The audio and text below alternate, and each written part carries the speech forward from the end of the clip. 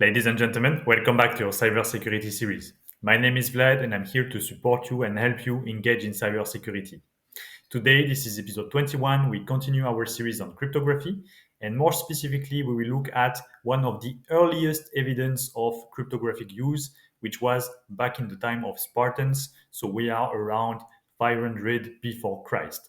And they were using what we call Scytale. So Scytale is both the name of a tool and a process. They were using pieces of wood, like what you see here on the picture, and they were rolling ribbons or pieces of parchments in order to compose or write certain messages. If we zoom in a bit, what you see is that this piece of wood called the Scytale was cut into certain number of edges. Here we have 10 different edges, and they were rolling the ribbon in order to write certain messages. So they roll a blank ribbon, they write their message on the different edges. As you can see here, sent more troops to southern flank. And then when it's done, they will unroll the ribbon, so unroll the parchment, and the message will be completely different. So it will be written S, T, S, F, and it's not really readable anymore.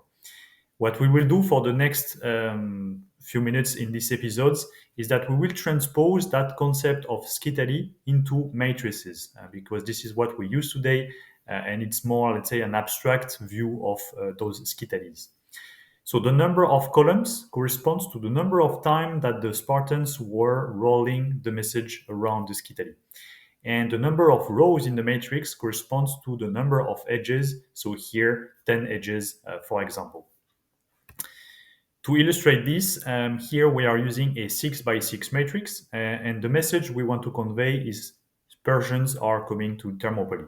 And Thermopylae is the famous place where there was this famous battle, if you have seen the movie 300, where those 300 Spartans managed to push back the Persian invasion. Well, that's the place. And those messages, as you can imagine, they were absolutely critical in the concept of war to inform about enemy movement, enemy intentions, when are they coming, etc., etc. So what we do is that we write our message just like on the Scytale, we write it horizontally. So we write Persians are coming to Thermopylae. Here I'm also using a blank square character just to illustrate the spaces in the message. But obviously, as you have seen in the previous example, they didn't use to do that, of course, because the more spaces you use, the more information you are leaking to your opponent, because they could deduce how many words there are in your message, and that could give them certain information. But here, for the sake of illustration, I will still put the blank spaces. So we write horizontally, and then we are going to what we call transpose, meaning that we are going to read the message vertically. So our message, which was Persians are coming to Thermopylae, is going to become P, N, space, G, H, Y, etc., as you can see on the screen. So this is really the equivalent of the small ribbon, so the small piece of parchment that was being rolled up around the Scytale. And that's the way we transpose it. And if you have seen my previous video on the differences between cryptography and steganography, by that time you should understand that we are not really talking about cryptography here because the letters themselves are not encoded, they are not changed. It's more a matter of knowing where to look and how to connect the letters with one another. So if you look closely, the letters in red or the letters in purple, you can really read the message properly if you read one character every 6 letters. So first you will read Persia, so the letters in red, and then the letters in purple, etc., etc. The complexity, that's something that we always evaluate when it comes to cryptography. So again, I told you it's more relating to Stegano, but that's one of the earliest instances of cryptography techniques, and what they were using, in this case, matrix transpositions, is something that we see today in modern crypto. So it's important that you understand it and the techniques that we see today, because we will build on it in the coming episodes. So the complexity here is n being the size of the matrix, because if you receive or if you intercept, let's say, a message from your enemy, something that would look like this, you need to try every combination. So you are going to try every possible grid size. For example, here, if we assume that we have a 2 by 2 matrix, we are going to read every second character. So here we have P space HECER. Obviously doesn't mean anything. So we are going to increase step by step the size of our supposed matrix until we find something readable. So again, if we try to read one character every three characters, we get PGE space, doesn't mean anything.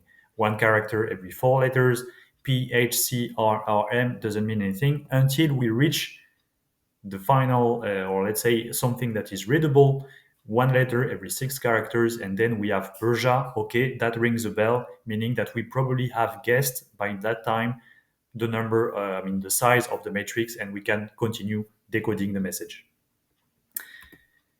Just for your information, you will see that in those courses or challenges that you find on internet, they always use a square matrix.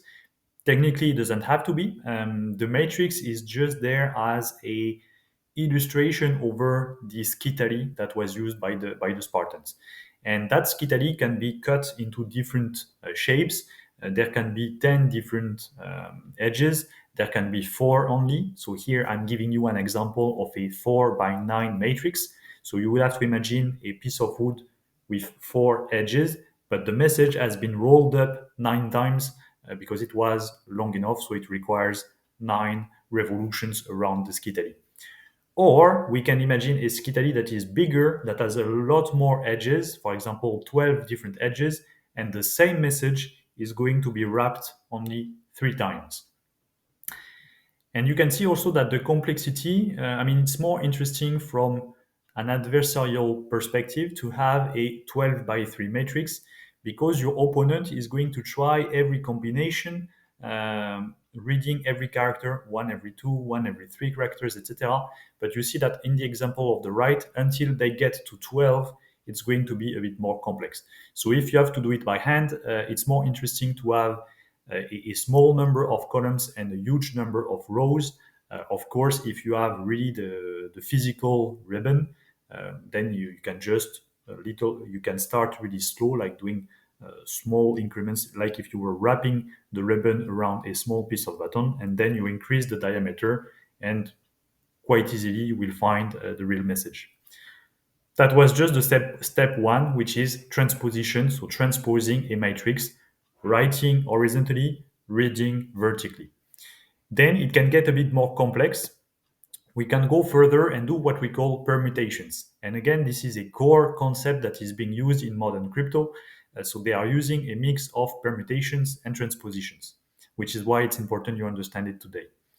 Permutations, the idea is the same. We take our message, Persians are coming to Thermopylae, we put it into a 6 by 6 matrix. Again, that's just an example. You could take any matrix size that you want. And what we are going to do is number our columns. So column number 1, column number 2, those are the figures in green that you see here. And the thing is that we can start playing a bit with those columns and swapping them. So for example, we are going to swap the first and second columns, and we are also going to swap column number 6, column number 4, and column number 5. So the message that you have on the left is the previous version, only by doing transposition, and then we are swapping the columns, meaning that in the first column, now we have ESC space EL instead of PN space GHY. Once we are done with the swapping, we just do as before, meaning that we are going to read the message vertically. So the transposed after permutation message becomes ESC space, etc., as you can see on the bottom. And it doesn't look perhaps like much, but it really drastically increases the complexity from an adversary perspective. Because here the complexity is no longer n, so it's not about trying all the combinations and guessing the size of the matrix. It's really about guessing all the possible permutations. Let me give you an example. Let's say we intercept this message and somehow we try to guess that, okay, this has to be a 6 by 6 matrix. Perhaps we have intercepted a messenger.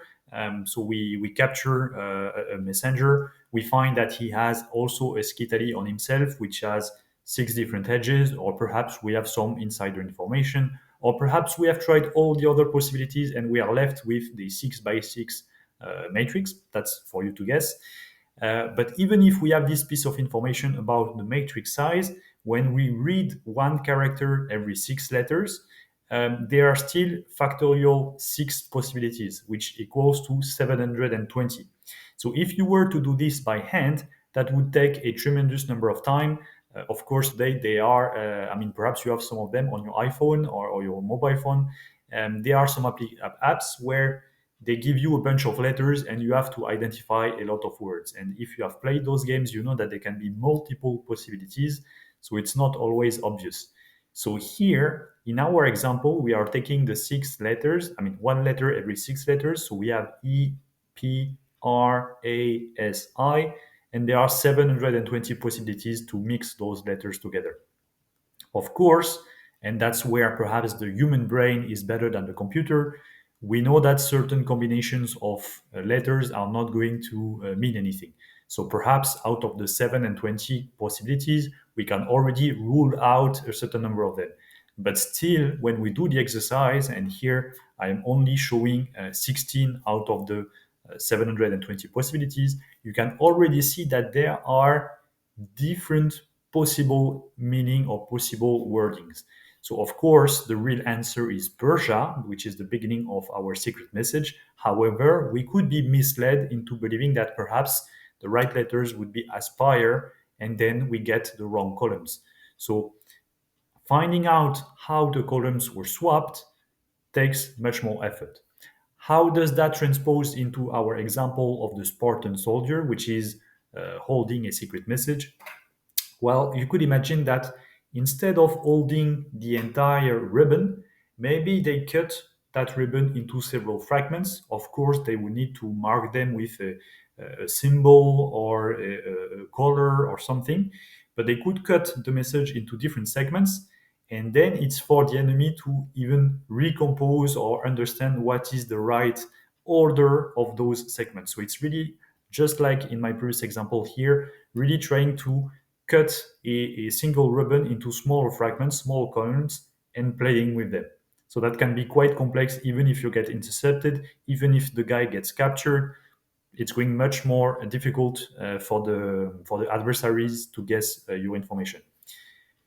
And why did I say that in the end, when we take this example, it is still illustrative of cryptography, because when we introduce this notion of permutation, we are introducing the notion of cryptographic key, and the key actually is the order of the columns.